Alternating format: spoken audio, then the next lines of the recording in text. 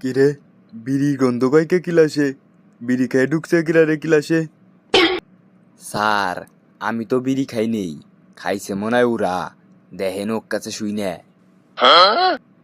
কাহিনী কি বুঝলাম না। তুই যে কথা কওয়া শুরু করলি তারপরে তে বিড়ির গন্ধ বেশি আসতেছে, তাও আবার লো বাজেটের বিড়ি, ডারবির গন্ধ। আরে বোকা চন্দ্র, খাবি খাবি ভালো বিড়ি খাবি, তাও আবার লো বাজেটের বিড়ি খাইস কে? আসতেছে তোর খালি ডারবির গন্ধ, খাইতি খাইতি বেনসন খাইতি।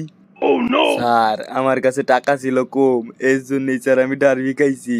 স্যার, আমি বেনসন ছাড়া খাই না। আপনি যেহেতু ঠিক পাইছেন তাইলে আমি কয়ে দিলাম। এই যে কইছিস কথার মতো কথা, পেনশন ছাড়া খাবি না।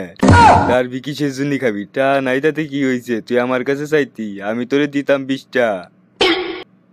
তুই আমাগো ক্লাসে রুকসানারে চিনিস না? রুকসানাও তো বিড়ি খায়। রুকসানা খায় কি কদি মাল বুড়ো। ও লো বাজেটের কোনো বিড়ি শুয়েও দেখে না, জানিস তুই?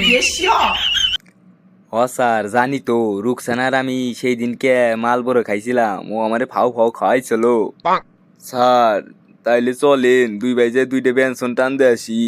আপনি খাওয়াবেন এন আমারে ফাউ ফাউ।